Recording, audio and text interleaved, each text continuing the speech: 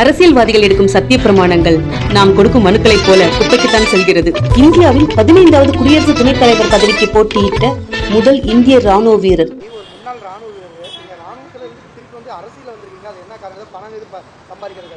அந்த மாதிரி எண்ணமே கிடையாது.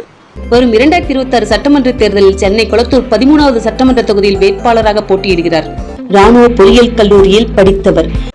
வணக்கம். இந்தியாவின் 15வது குடியரசு துணைத் தலைவர் பதவிக்கு போட்டியிட்ட முதல் இந்திய ராணுவ வீரர் KM விநாயகம். ராணுவ பொறியியல் கல்லூரியில் படித்தவர். இந்திய விஞ்ஞானியும் குடியரசுத் தலைவருமாக இருந்த டாக்டர் APJ அப்துல் கலாம் அவர்களால் கௌரவிக்கப்பட்ட ஜூனியர் கமிஷன்டு ஆபீசராக பணியாற்றியவர். 15வது இந்தியாவின் குடியரசு துணைத் தலைவர் பதவிக்காக போட்டியிட வேட்புமனு தாக்கல் பண்ணி வந்திருக்கிறேன். கார்கில் போர் வெற்றிக்கு பணியாற்றிய ராணுவ வீரர். கண்டம் விட்டு கண்டம் பாயும் ஏவுகணை விடுவதிலும் 7 அண்டை நாட்டு எல்லைகளிலும் பணியாற்றிய ராணுவ வீரர். வரும் 2026 சட்டமன்ற தேர்தலில் சென்னை கொளத்தூர் 13வது சட்டமன்ற தொகுதியில் வேட்பாளராக போட்டியிடுகிறார். அரசியல்வாதிகளை குறை சொல்ல வரவில்லை.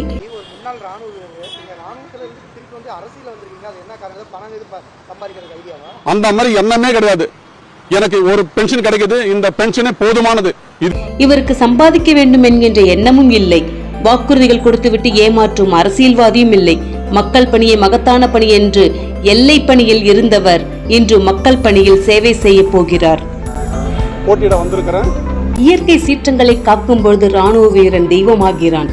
ஆழ்துளை கிணற்றில் குழந்தை விழுந்தாலும், சுரங்கப்பாதையில் தொழிலாளர்கள் சிக்கிக் கொண்டாலும் காப்பாற்றுவதற்கு மட்டும்தான் ராணுவம் தேவைப்படுகிறது. அன்று மட்டும்தான் ராணுவத்திற்கு அவ்வளவு மரியாதை கொடுக்கிறார்கள் நம் தமிழக மக்கள். புயல் வந்தால் காப்பாற்ற ராணுவம் தேவை, வெள்ளம் வந்தால் காப்பாற்ற ராணுவம் தேவை, அண்டை நாடுகளிடமிருந்து தேசத்தை காக்க ராணுவம் தேவை, தீவிரவாதிகளிடமிருந்து நாட்டு மக்களை காக்க ராணுவம் தேவை.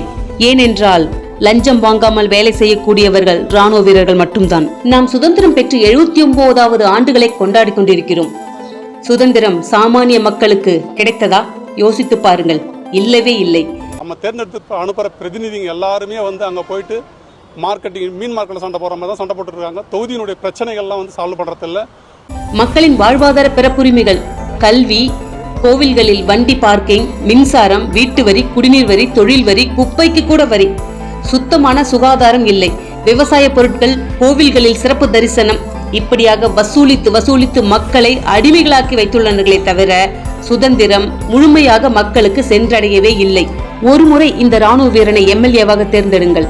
கொள்ளை அடிப்பவர்களை இல்லாமலேயே செய்து விடுவார். மகாத்மா காந்தி, நேதாஜி, தீரன் சின்னமலை, மருது சகோதரர்கள் போன்ற சுதந்திர போராட்ட தியாகிகளால் பெற்று தந்த இந்த சுதந்திரம் இன்று ராணுவ வீரர்களால் பாதுகாக்கப்படும் தேசம் முழுமையாக மக்களுக்கு கிடைக்க செய்ய வேண்டும். அரசியல்வாதிகள் எடுக்கும் சத்திய பிரமாணங்கள் நாம் கொடுக்கும் மனுக்களைப் போல குப்பைக்குத்தான் செல்கிறது. ஒவ்வொரு ராணுவ வீரனும் எப்படி சத்திய பிரமாணம் எடுக்கிறார்கள் தெரியுமா?